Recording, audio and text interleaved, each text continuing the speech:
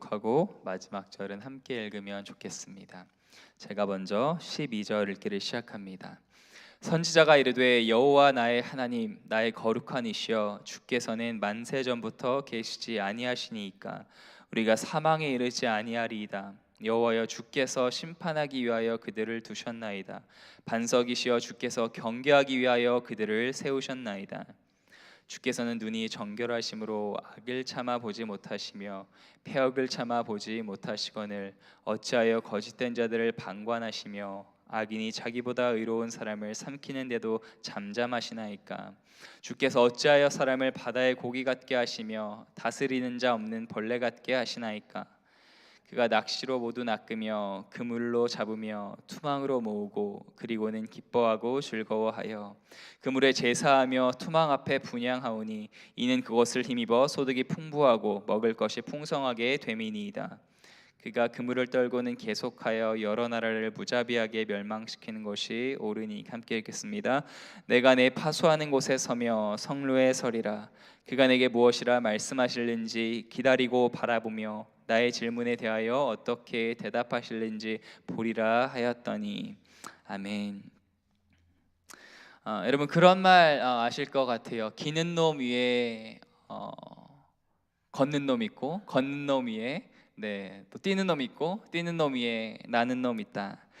그런 경쟁에 대한 속담이죠. 내가 아무리 잘났어도 또 잘난 사람이 있고 또 그 사람보다 더 잘난 사람 있다는 거죠. 그런데 요즘은 그렇게 얘기하더라고요. 나는 놈 위에 타는 놈 있다.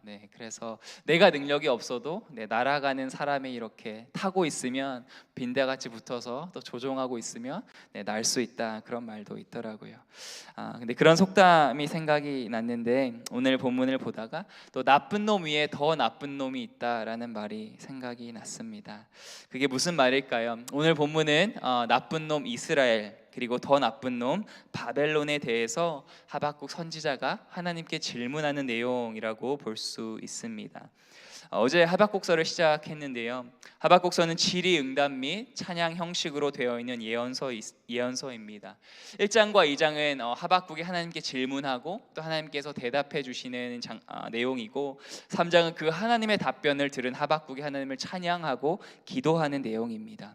오늘 본문은 하나님을 향한 하박국 선지자가 하나님을 향해서 질문하고 또 그 호소하는 그 두 번째 질문의 내용인데요. 하박국 선지자가 살던 당시는 북이스라엘은 이미 아수르 제국에 의해서 멸망하였고 또 바벨론이 급부상하던 때였습니다. 그리고 남아있던 남유다는 정말 경제, 도덕, 또 종교적으로 타락이 극에 달한 참 그런 안타까운 상황이었습니다. 어제 본문에 나온 하박국의 첫 번째 질문은 무엇이었죠? 공의의 하나님께서 정말 정의의 하나님께서 어떻게 이 선민 이스라엘에게 이런 엄청난 타락을 허락하시고 그렇게 되도록 방치하시는가입니다. 이에 대한 하나님의 답변은 무엇이었죠? 내가 그냥 방치하는 것이 아니다. 나의 정해진 때에 여러 나라들 그리고 이스라엘을 바벨론을 일으켜서 심판하겠다 그렇게 말씀하셨죠. 그러나 하박국이 이해할 수 없는 것이 있었습니다.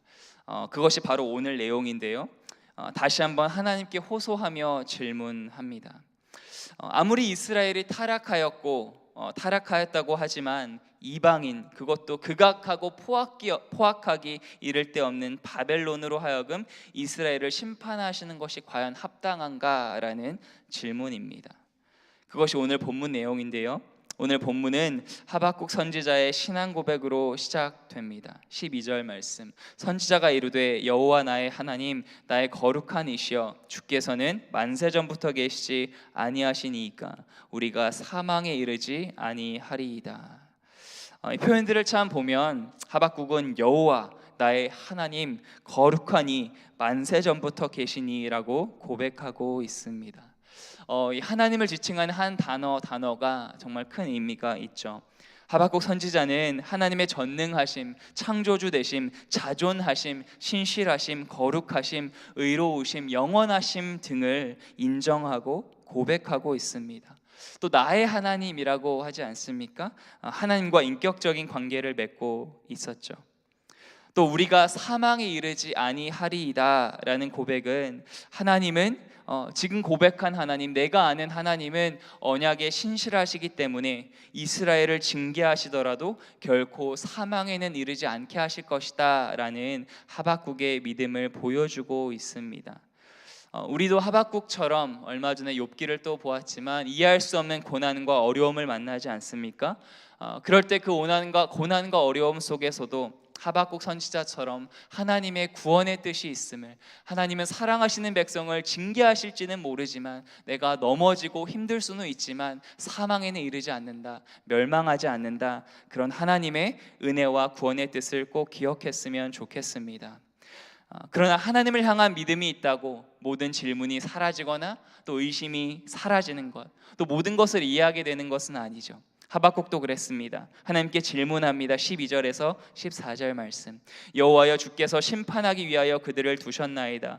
반석이시여, 주께서 경계하기 위하여 그들을 세우셨나이다. 주께서는 눈이 정결하심으로 악을 참아보지 못하시며 패역을 참아보지 못하시거늘 어찌하여 거짓된 자들을 방관하시며 악인이 자기보다 의로운 사람을 삼키는데도 잠잠하시나이까. 주께서 어찌하여 사람을 바다의 고기 같게 하시며 다스리는 자 없는 벌레 같게 하시나이까. 하나님께서 이스라엘 심판 도구로 세우신 바벨론은 어떤 나라였습니까? 잔인한 살육과 살상, 또 약탈을 일삼는 악한 백성이었습니다.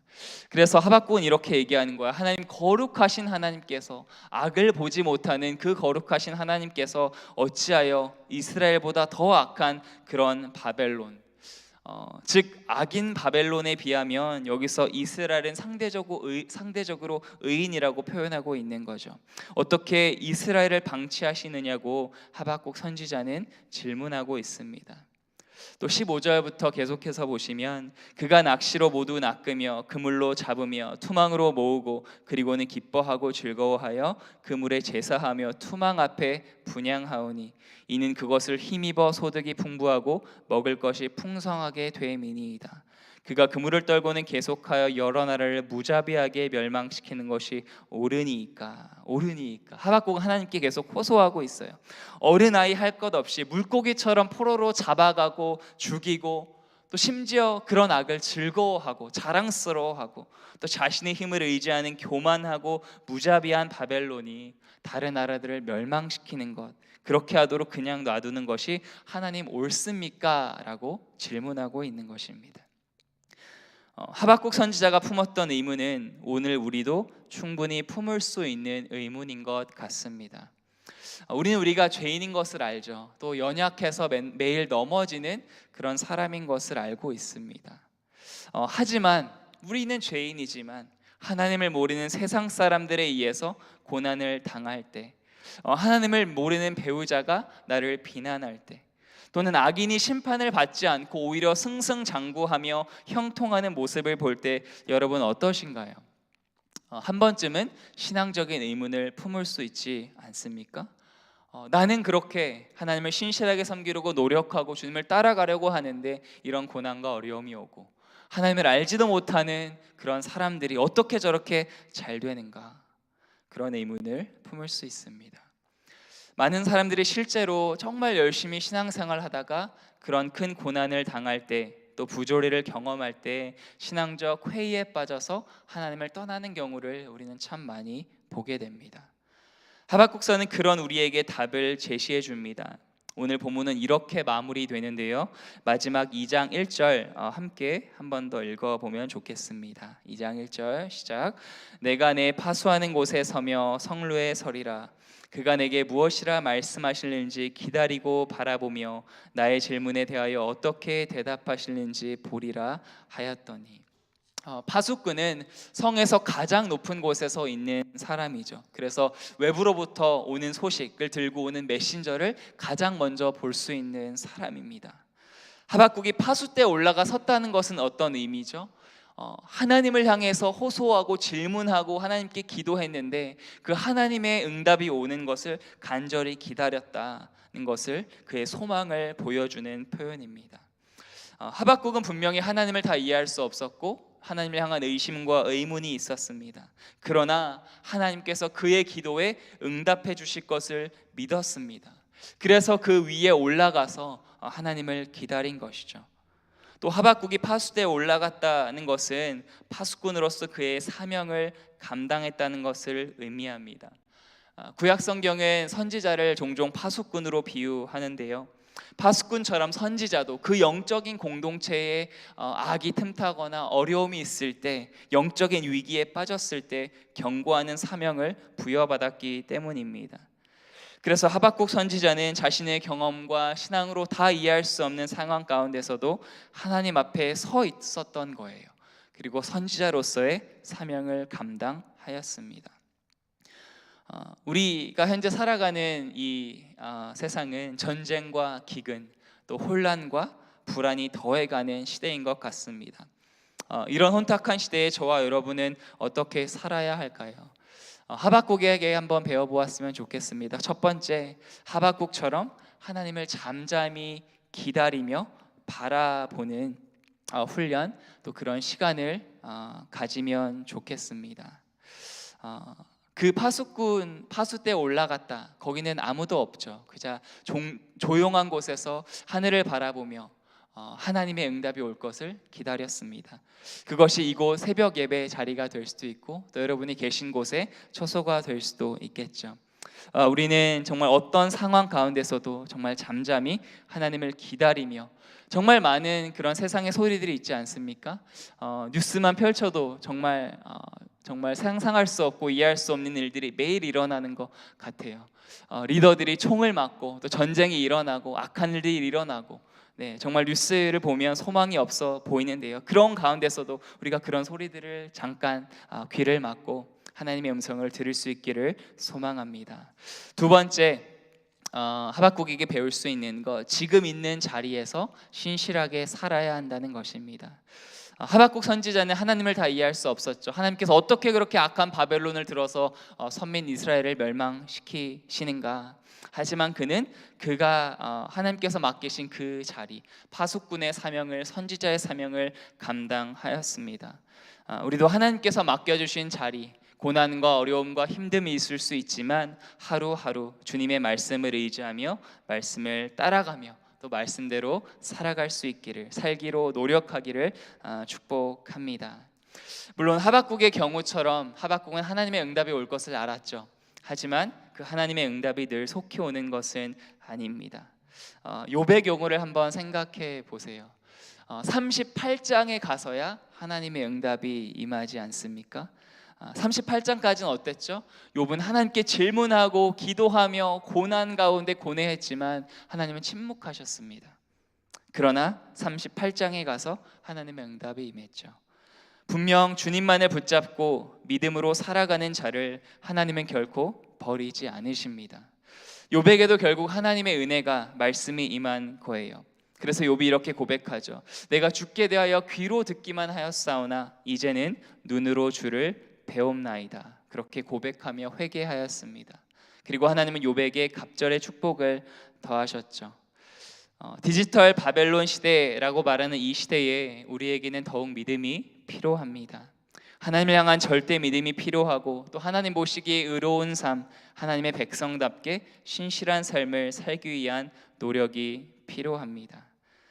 그러나 우리의 힘으로 되지 않죠. 불가능합니다. 그래서 예수님이 오셨고 십자가에서 다 이루었다 말씀하시고 숨을 거두셨지요. 그리고 제3일에 죽음을 이기시고 부활하셔서 회개하고 예수 그리스도의 이름을 믿는 모든 자에게 성령을 선물로 주시겠다 약속하셨습니다. 예수 그리스도를 믿는 저와 여러분은 그 성령의 선물을 받은 줄로 믿습니다. 그래서 내 힘으로는 할 수 없지만 오늘도 내 안에 계시는 세상에 있는 이보다 크신 그 성령님을 의지하며 겸손히 따라가며 주님을 바라보며 기다리며 오늘 하루도 믿음으로 살리라 다짐하는 저와 여러분 되시기를 주님의 이름으로 축원합니다. 하나님 감사합니다.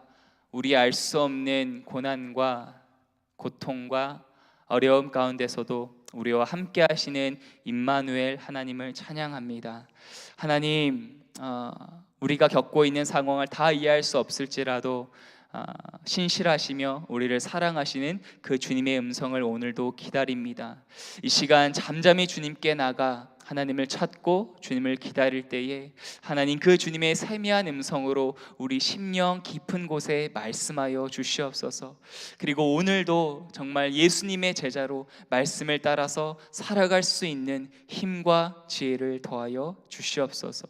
그렇게 행하실 주님을 기대하고 소망하며 예수 그리스도의 이름으로 기도드립니다. 아멘.